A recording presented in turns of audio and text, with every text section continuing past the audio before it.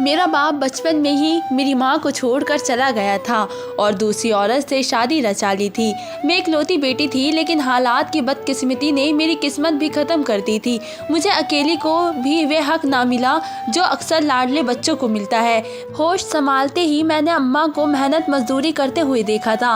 हम अपने मामा के घर पर रहते थे और मामी बहुत ही ज़्यादा झगड़ा करती थी। अम्मा बंगले पर काम करने के बाद मामी के घर का पूरा काम करती थी, लेकिन फिर भी वह खुश नहीं होती थी। मामू चुपचाप सब कुछ देखते रहते थे, मगर बहन के खातिर बीवी को कभी कुछ न कहते थे। शायद वे भी मेरी अम्मा और मुझे बोझ समझते थे। मैंने कई बार देखा कि अम्मा अपनी पुरानी तस्वीर देखकर हमेशा उदास हो जाती थी और घंटा भर अपने बहन भाइयों की याद में रोती रहती थी। मेरी अम्मा की एक और बहन यानी मेरी एक और खाला थी, मगर हम उनसे कभी मिले नहीं थे। अम्मा बताती थी कि वे मुल्क से बाहर रहती है, लेकिन अम्मा हमेशा खाला के बारे में बुरी बातें ही करती थी और कहती थी कि उन्हें अपने पसंद से भागकर शादी करी थी, इसलिए उनके यहाँ पर पहले औलाद पर उन्हें सज़ा मिल गई थी। मेरी खाला का बेटा एक किन्नर था। वह अभी अपने माँ बाप के साथ बाहर के मुल्क में ही रहता था। मैं कभी कभी सोचती थी कि अगर वही बेटा अगर इस मुल्क में पैदा होता तो वह क्या इतनी आसानी से अपने माँ बाप के साथ रहने देता। उसका जवाब सिर्फ नहीं था। फिर उसकी परवरिश माँ बाप ने नहीं बल्कि किसी गुरु ने ही करनी होती थी। ये सभी हालात देखते हुए और सहते हुए मैं जवान हो गई थी। मैं बहुत ही ज़्यादा खूबसूरत थी। मेरी खूबसूरती से हर कोई खुश हो जाता था। दूसरी तरफ मेरे मामू की बेटियाँ खूबसूरत नहीं थी, इसलिए वे मुझसे बहुत ही ज़्यादा जलते थे। मामी का रवैया मेरे साथ अच्छा नहीं था। वह अक्सर अम्मी से कहती थी कि बेटी पर नज़र रखो, कहीं ये भी अपने बाप और अपनी खाला के नक्शे कदम पर न चल जाए। मुझे अपनी मामी की बातों पर बहुत ज़्यादा अफसोस होता था कि न जाने क्यों हम दोनों माँ बेटी के लिए इतना ज़्यादा नफरत रखनी है, जबकि हम तो उनका बुरा नहीं सोचते हैं। एक दिन मेरी सालगिरह पर मामी की दोनों बेटियां मुझसे कहने लगी कि आज हम तुम्हें घर से बाहर घूमने फिरने लेकर जाएंगे, तुम बस अपनी मम्मी से इजाज़त ले लो। लेकिन ये बात मैंने अपनी अम्मी को नहीं बताई थी। तुम भी मत बताना। मैं घूमने फिरने के शौक़ में उनकी बातों में आ गई थी और अम्मी से झूठ कहा कि ट्यूशन वाली बाजी से कुछ सवाल पूछ कर आना है, कल मेरा टेस्ट है और मुझे समझ में नहीं आ रहा है। अब माँ मुझे पढ़ा लिखा कर अफसर बनाना चाहती थी। वे मेरी पढ़ाई को लेकर बहुत ही ज़्यादा फिक्रमंद रहती थी और इसलिए मान गई। मैं घर से अकेली निकली और मेरे पीछे पीछे मेरे मामू की दोनों बेटियां भी आ गई। वे मुझे एक बड़े से होटल में ले गई और कहा कि तुम्हारे भी अच्छी ज़िंदगी गुजारना है और अच्छे खाने का हक है, इसलिए आज अपनी सालगिरह पर इंजॉय करो। वे दोनों मुझे एक बेंच पर बिठा कर ये कहकर वहाँ से चली गई कि वे खाने को कहकर अभी आती है। मुझे वहाँ पर अकेले डर तो लगा, लेकिन और अम्मा से बोले हुए झूठ पर अफसोस भी हुआ। लेकिन मुझे लगा कि थोड़ी देर की बात तो है, फिर तो मैं घर ही चले जाना है। अभी ये सोचते हुए कुछ ही देर गुजरी थी कि वहाँ पर एक लड़का आकर सामने रखी कुर्सी पर बैठ गया। वे मेरी तरफ देखकर मुस्कुराते हुए मेरा नाम पूछने लगा तो मैं डर गई और इधर उधर नज़र दौड़ाई अपने मामू की बेटियों को तलाश में, जो कि मुझे कहीं पर नज़र नहीं आ रही थी। मुझे और ज़्यादा इंतज़ार भी नहीं हो रहा था। मैं जल्दी जल्दी खुद ही उठकर घर की तरफ जाने लगी, क्योंकि मुझे यहाँ पर और बैठना अच्छा नहीं लग रहा था। मैंने एक रिक्शा पकड़ा और घर की तरफ चल दी। जब मैं घर पर पहुँची तो मेरे पैरों तले ज़मीन निकल गई, क्योंकि मामू की दोनों बेटियाँ तो घर पर वापस आ गई थी और सहन में बैठी हुई थी, जबकि उसी सहन के बीचों बीच मेरी अम्मा बैठी सर पीट रही थी और मामी ने चीख चीख कर कह कर दीवारें हिला रही थी कि मुझे कुछ गलत होने का एहसास हो चुका था। सब लोगों की नज़र जब मेरी तरफ होती तो मामी ने दौड़कर मुझ पर चील की तरह हमला कर दिया और मुझे मारना पीटना शुरू कर दिया। मैं नासमझी से बार बार पूछने लगी कि मेरी गलती क्या है, क्या हुआ है। इस सारे तमाशे में मेरी माँ खामोश बैठी मुझे पीटता हुआ देख रही थी। मुझे अपनी माँ की खामोशी पर बहुत ज़्यादा हैरत हुई थी कि वो अपनी बेटी को कैसे दूसरों के हाथों से पीटता हुआ देख रही थी। आखिर मामू को मुझ पर रहम आ गया और उन्होंने मुझे मामी के चंगुल से आज़ादी दिलवाई और मुझसे पूछा कि मैं अकेली कहाँ पर गई थी। तो मैंने झट से कह दिया कि मैं तो आपकी बेटियों के साथ ही घूमने गई थी, जिस पर वे दोनों साफ मुकर गई। तो मैंने रोते हुए कहा कि ये लोग झूठ बोल रही है। ये एक मर्तबा फिर मामी ने मुझ पर हमला किया और कहा कि मैं उसकी बेटी पर इल्ज़ाम लगा रही हूँ। मैंने कहा कि मैं क्यों इल्ज़ाम लगाऊंगी, जबकि हम तीनों साथ गए थे। तो फिर मेरी मामू की बेटी ने आगे बढ़कर अपना फ़ोन निकाल कर सबके सामने रख दिया और उसके मोबाइल पर नज़र पड़ते ही मेरा तो खून सूख गया और मैं थर थर काँपने लगी थी। वहाँ पर मेरी उस लड़के के साथ तस्वीर मौजूद थी जो होटल में मेरे सामने आकर बैठ गया था। मेरी कज़िन ने सबको बताया कि हमारा कोचिंग सेंटर उसी होटल के पास है और वापसी पर हमने खुद अपनी आंखों से ये देखा है। अब तो मामी ने माँ बेटी पर जुल्म के पहाड़ ही तोड़ डाले थे और मामू भी एक लफ्ज़ नहीं सुन रहे थे। मैंने सबको रोककर सच्चाई बताने की कोशिश करी लेकिन किसी ने मेरी एक न सुनी, बल्कि मामी ने मुझे घर से निकल जाने का हुक्म दे दिया। तब से खामोश बैठी अम्मी ने अब कुछ बोलना शुरू करा और बस इतना कहा, चलो मेरे साथ, अब इस घर में हमारा दाना पानी ख़त्म हो चुका है। मैंने अपनी मम्मी के पैर पड़े और कहा कि ये सब कुछ मेरी वजह से ही हुआ है। वे मुझे किसी यतीम खाने में छोड़कर आ जाओ, खुद को इस उम्र में डर डर की ठोकरें खाने के लिए मजबूर न करो। लेकिन अम्मी ने मेरी एक ना सुनी और हम मामू के घर छोड़कर आ गए। अम्मा मुझे अपने साथ लेकर ट्रेन में बैठ गई। हम न जाने कहाँ पर जा रहे थे, कोई ना जाने कोई ना मालूम मंजिल ही थी जिसके बारे में मुझे पता नहीं था। 2 दिन का सफ़र तय करके हम ट्रेन से उतर गए और टैक्सी में बैठकर काफ़ी महंगे और खूबसूरत इलाके में आ गए। उन 2 दिनों में अम्मी ने मुझसे कोई बात नहीं की थी और बस सफ़र में चुपचाप ही रही थी। मुझे अफसोस था कि मुझ पर भी अम्मा को शक हो गया। क्या अम्मा को अपनी बेटी पर विश्वास भी नहीं था? टैक्सी एक बड़े से गेट पर आकर रुक गई। इतना बड़ा और खूबसूरत घर देखकर मेरी तो आंखें फटी की फटी रह गई थी। अम्मी ने बैल बजाई तो घर के दरवाजे पर बैठे चौकीदार ने दरवाज़ा खोला और हम माँ बेटी घर के अंदर आ गए। घर अंदर से भी बहुत ही ज़्यादा खूबसूरत और आलीशान था। नौकर हमें अंदर पहुंचकर खुद बाहर लौट गया और हम आरामदायक सोफे पर बैठ गए। कुछ ही देर बाद एक खातून कमरे में दाखिल हुई। उन्होंने बहुत ही महंगे कपड़े पहने हुए थे। अब अम्मी ने जो इतने दिन से चुप रोज़ा रखे हुए बैठी थी, वे फ़ौरन उस औरत से हंसकर मिलने लगी और दोनों आपस में ऐसे मिली जैसे कि बहुत दिनों से मिलने के लिए तड़प रही हो। अम्मी ने मेरी तरफ इशारा करते हुए कहा कि ये मेरी बेटी है। वे औरत फ़ौरन से पहले मेरी तरफ लपकी और देखते ही गले लगा लिया। अम्मा ने मुझे बताया कि ये तुम्हारी खाला है और अपने मुल्क वापस आ गई है। मुझे ये जानकर बहुत ज़्यादा हैरानी हुई और साथ में ये भी सोच आई कि अम्मा को खाला का कैसे पता चला। क्या ये दोनों बहनें कांटेक्ट में थी? मैं भी नॉर्मल हो चुकी थी और अपनी खाला से खुशी से मिली और उनसे बातें करी। मुझे अपनी खाला के बेटे को देखने का बहुत ज़्यादा मन कर रहा था, जिसे सब हिजड़ा कहते थे, लेकिन वे कहीं पर भी नज़र नहीं आया। कुछ देर बाद हमने अपनी ज़िंदगी का पहला लजीज अच्छा खाना खाया और खाला ने हम दोनों माँ बेटी को अपना कमरा दिखाया जहाँ पर हम आराम करने वाले थे। मैं तो नर्म बिस्तर पर दराज होती ही सब कुछ भूल गई थी और चैन की नींद सो गई थी। लेकिन आधी रात को अम्मा ने मुझे जगा दिया और कुछ ऐसा कहा कि मेरी आंखें फटी की फटी रह गई।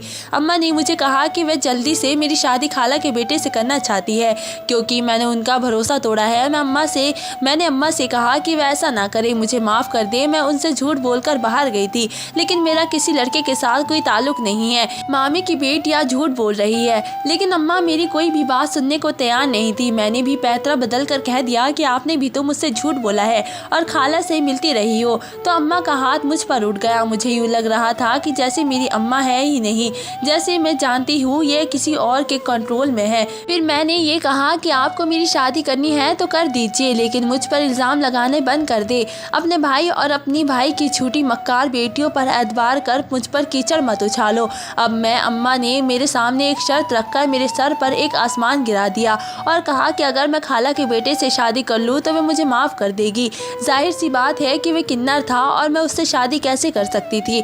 मैंने फ़ौरन अम्मा की बात से इनकार कर दिया तो उन्होंने खुलकर कहा कि अगर ये इल्ज़ाम ना भी लगता तो मुझे खाला के बेटे से ही शादी करने वाली थी।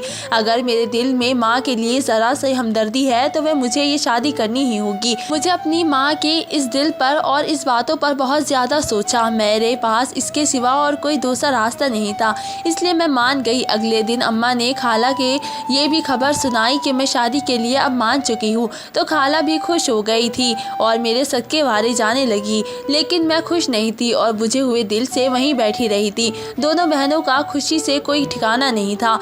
दोनों कुछ ही देर बाद अम्मा और खाला उठकर अंदर की तरफ चल दी, जबकि मैं वहीं पर बैठी हुई थी। लेकिन मैं भी वहाँ पर ज़्यादा देर नहीं रही और उठकर उन्हें ढूंढने लगी। इतने बड़े घर में ढूंढना मुश्किल था, मगर ढूंढते हुए मुझे एक कमरे के खटपट की आवाज़ आई। मैंने दरवाजे से हल्के से झाँक कर देखा तो खाला अम्मा को नोटों से भरी हुई गड्डियाँ दे रही थी, जिन्हें लेकर अम्मा का चेहरा खुशी से तमतमा रहा था। मुझे अब समझ में आया था कि खाला ने अम्मा को पैसों का लालच देकर अपने नाम मुकम्मल बेटे के लिए मेरा सौदा कर लिया था और अब मेरी शादी कर रही थी। लेकिन अफसोस तो मुझे अपनी सगी माँ पर था जिसने मेरे साथ इतना बड़ा धोखा किया था। मैं वहीं से चुपचाप लौट कर आ गई। जब अम्मा मेरे पास आई तो मैं भी उनसे मुंह मोड़ लिया और मैंने कहा कि मैं उसका लालच देख चुकी हूँ, मेरी माँ मेरा सौदा कर चुकी है। तब अम्मा मुझे दुखड़े सुनते हुए कहने लगी कि तुम्हारी खाला अमीर है और हमारे पास क्या है, इन पैसों से मैं अपना घर खरीदूंगी जो हम दोनों को मजबूत ठिकाना होगा और फिर तुम भी शादी के बाद अपने पति को मुट्ठी में कर ये सारा कुछ अपने नाम कर लेना। बाद में जहाँ चाहा वहाँ पसंद से शादी कर लेना। मुझे अम्मी की बातें सुनकर अफसोस हुआ। मैंने साफ साफ कहा कि ये धोखा है जो आप कर सकती है, मैं नहीं कर सकती। तो अम्मा ने भी जवाब दिया कि इस दुनिया ने भी तो हमारे साथ धोखा किया है, बदले में भी हम उन्हें वापस लौटा रहे हैं। पहले तुम्हारी खाला ने धोखे से मेरे मंगेतर के साथ भागकर शादी कर ली और फिर तुम्हारे बाप ने भी यही किया। बाद में एक भाई का आसरा था, उसने भी कभी साथ नहीं दिया। अब जिंदगी एक सुनहरा मौका दे रही है तो उसे भी गुनाह और सवाब के चक्कर में गवा बैठो। मैंने अम्मा से कहा कि मैं मानती हूँ कि इन सब ने तुम्हारा बहुत साथ गलत किया है, लेकिन अब जो आप कर रही हो तो उसमें क्या हम में और क्या फ़र्क रह जाएगा। लेकिन मेरी अम्मा मेरी कोई बात भी सुनने को समझने को तैयार नहीं थी। उसी रात अम्मा मुझे वहाँ पर अकेला छोड़कर वहाँ से चली गई थी। सुबह उठने पर खाला का रवैया भी बदल चुका था क्योंकि उन्होंने मेरी कीमत अदा करी थी। अब मैं एक तरफ से उनके गुलाम थी। खाला ने मुझे कहा कि आज वे मेरी शादी अपने बेटे से कर देंगे, जिससे मैं दिल से राज़ी नहीं थी, लेकिन अम्मा के लालच ने मुझे भी चुप रहने पर मजबूर कर दिया था।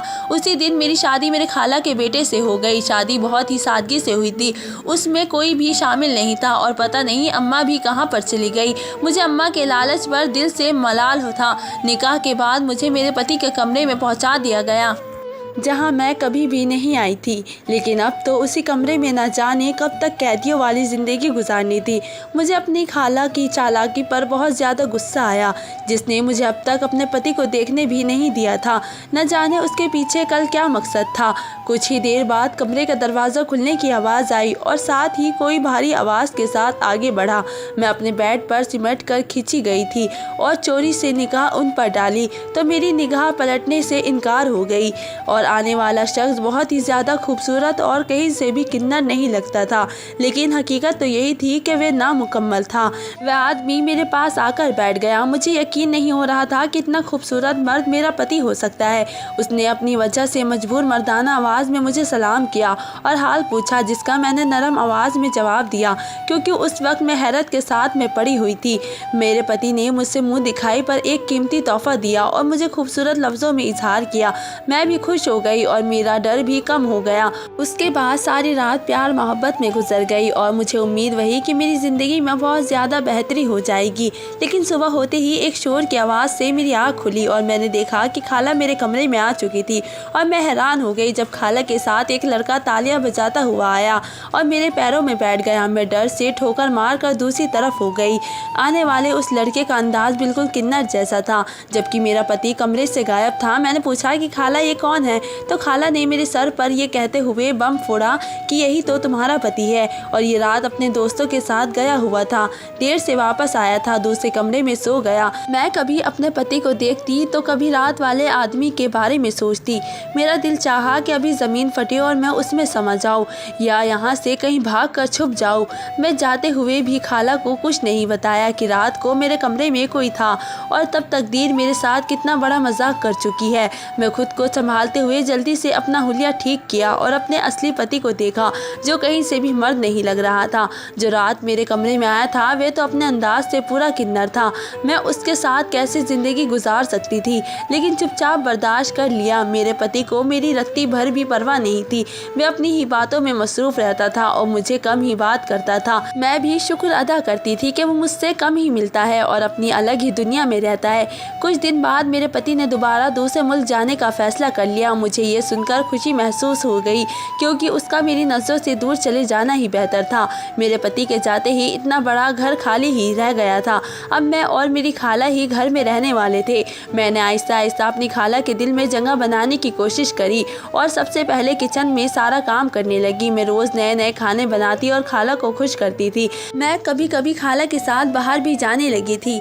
मेरी ज़िंदगी में अब कोई कमी नहीं बची थी सिवाय सच्चे प्यार के और एक हमदर्द और एक हमसफ़र करके। मैं शादीशुदा थी लेकिन कुंवारी ही लड़की थी। मुझे कभी कभी उस आदमी की याद आती थी जो शादी की रात पहली रात मेरे पास आया था, मगर उसके बाद वे कभी दिखाई नहीं दिया था। मेरे लिए हैरत की बात यह थी कि उसका मकसद क्या था और वे कौन था। साथ ही साथ मुझे अपनी अम्मा की भी बहुत ज़्यादा फिक्र रहती थी, जिसे कभी पलट कर मेरी खबर नहीं ली थी।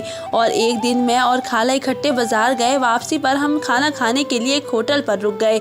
माँ मेरी नज़र अचानक उस लड़के पर पड़ी जो उस वक्त मेरे पास आकर बैठा था जब मैं अपनी मामू की बेटियों के साथ होटल आई थी। और वही तो यही इंसान था जो इन बातों का जिम्मेदार था जो आज मेरे साथ हो रही थी। मैं तेजी से उसकी तरफ गई और वे भी मुझे पहचान चुका था। मैंने उससे पूछा कि जिस दिन वे मेरे पास आकर बैठा था उसका क्या मकसद था। वे लड़का कुछ लम्हा तो खामोश रहा और फिर उसने सब कुछ सच बता दिया कि उसने मेरी मामू की बेटियों से ऐसा करने के लिए कहा था।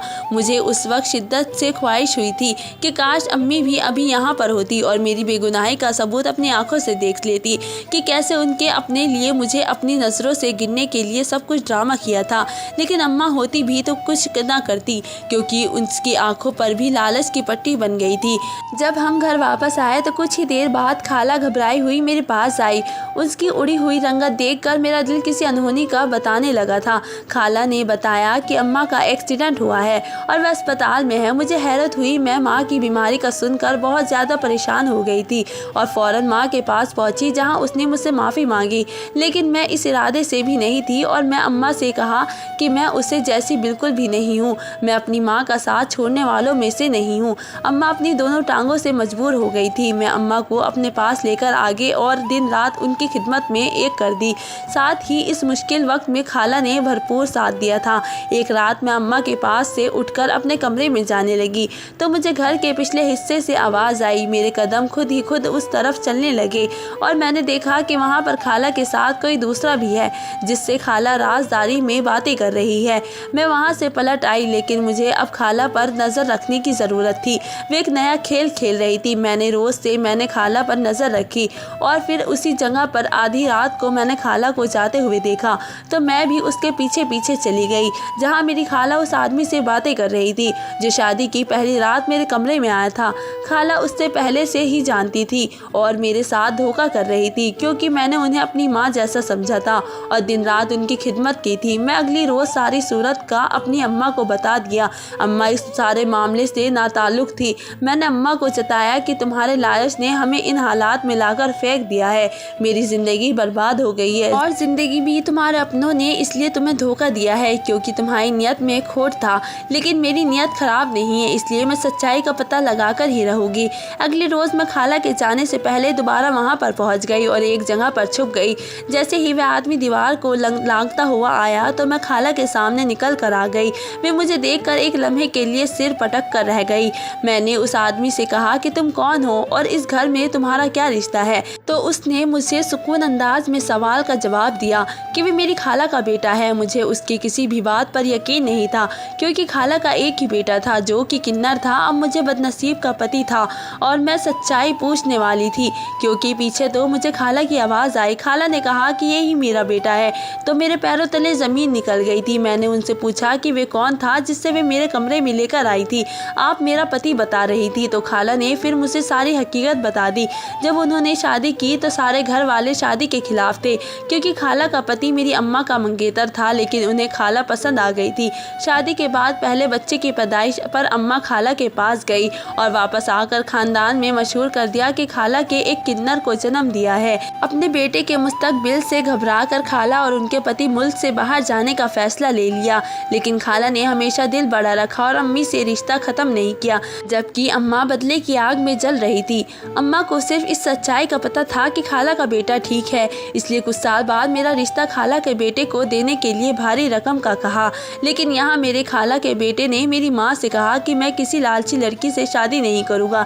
इसलिए खाला ने मेरा इम्तिहान लेने की खातिर शादी की पहली रात के बाद अपने असली बेटे को सामने नहीं लाई, जबकि एक किन्नर को अपना बेटा बनाकर कुछ टाइम तक मेरा टेस्ट लिया और मैं अपने इम्तिहान में कामयाब हो गई थी, क्योंकि मैंने कभी भी अपनी खाला की दौलत पर नज़र नहीं रखी थी और ना ही उनकी दौलत का लालच मेरे दिल में था। मेरे पति और मेरे खाला ने मुझे माफ़ी मांग ली थी और मैंने भी अपनी अम्मा की तरफ से अपनी खाला से माफ़ी मांगी थी। अब मैं अपने पति के साथ ही रहती हूँ और दुनिया हमारी जोड़ी की मिसाल देती होती है। मेरी अम्मा इस दुनिया से जा चुकी है, लेकिन मुझे खुशी है कि जाते जाते उन्हें अपनी गलती का एहसास हो गया और उन्होंने मुझसे माफ़ी मांग ली। तो दोस्तों, आपको मेरी कहानी कैसी लगी मुझे कमेंट करके ज़रूर बताएं और प्लीज़ मेरे चैनल को सब्सक्राइब भी कर ले। धन्यवाद दोस्तों।